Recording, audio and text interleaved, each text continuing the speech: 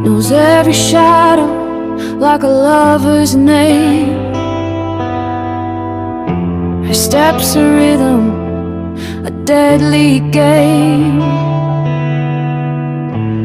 Fingers chase the edge of time. She rewrites the world, one line at a time. Chapter 13. The Chinese Plan. The old monastery sits high in the icy heart of Tibet, 16,000 feet above sea level, where the air is thin and the silence cuts like steel. From the outside, it looks timeless, carved into the mountain like an ancient prayer. But inside, it hums with machines. Rows of computers whisper, satellites beam encrypted light, and cameras blink like watchful eyes. Once, monks prayed here. Now, spies watch the world. Ananya walks down the long corridors, her breath heavy in the cold.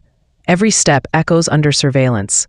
Cameras, sensors, eyes she cannot see. Around her neck, the quantum device glows faintly, a small object with the power to change how humanity speaks, or hides, forever. In rooms where chants once echoed, holographic maps and satellite feeds now flicker across stone walls. The carved Buddhas stare with calm indifference as modern espionage unfolds around them. At the command center, Mei stands before a massive screen dotted with red signals, laboratories, spy hubs, secret research centers across the globe. She doesn't turn as Ananya enters. "Miss Rao," she says coolly, "welcome to Tibet. I hope your journey from Ladakh gave you time to think about what we are truly facing." Ananya moves closer, wary. Every instinct tells her she's walking on a knife's edge. "Nice place," she replies evenly, though I doubt the monks would approve of turning their monastery into a spy base.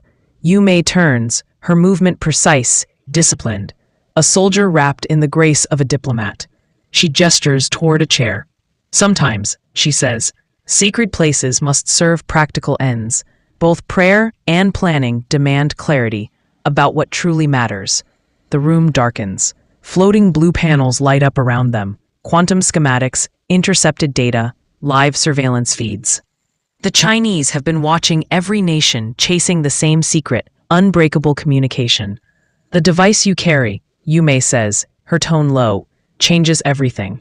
It makes messages impossible to intercept, which also means criminals, terrorists, the worst of humanity, could act unseen."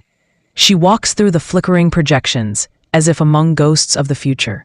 Each screen shows chaos, riots, cyber attacks, wars born from silence. "We have two choices," she says. "Take the technology or destroy it. China has chosen destruction." Ananya studies the models, the terrifying possibilities of perfect secrecy. "You want to stop progress just to keep power," she accuses. "You fear losing control." "No," Mei replies softly. "I fear losing humanity." Her voice hardens.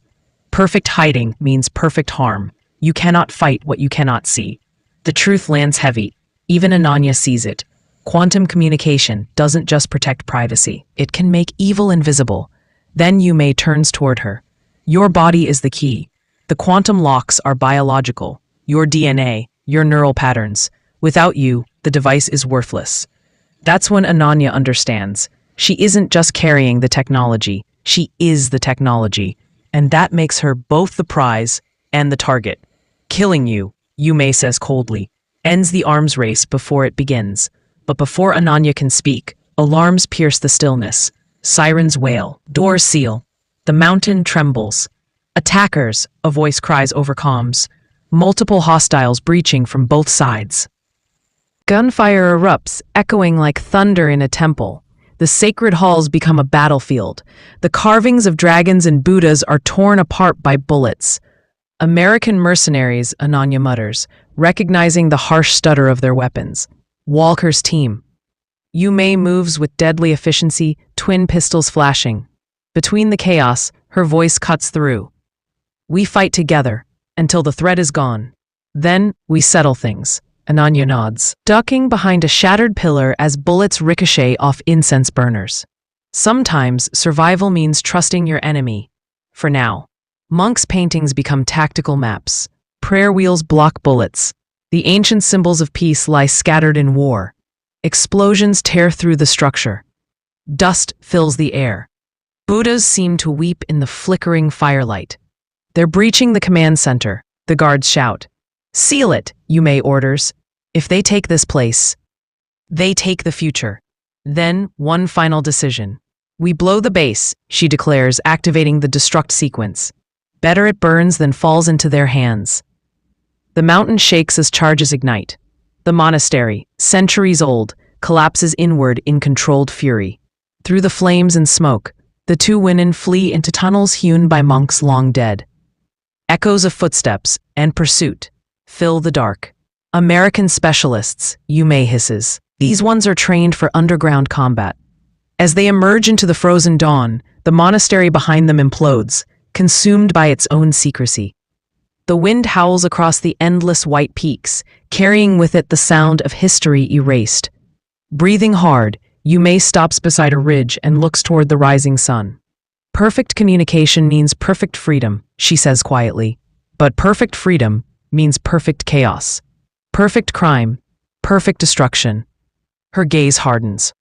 "Sometimes," she whispers, "destroying something is the only way to control it." The quantum device pulses faintly against Ananya's chest, the beating heart of the future. In the silent wilderness of Tibet, the fate of human communication waits for her final choice. Her eyes burn cold, her touch ignites.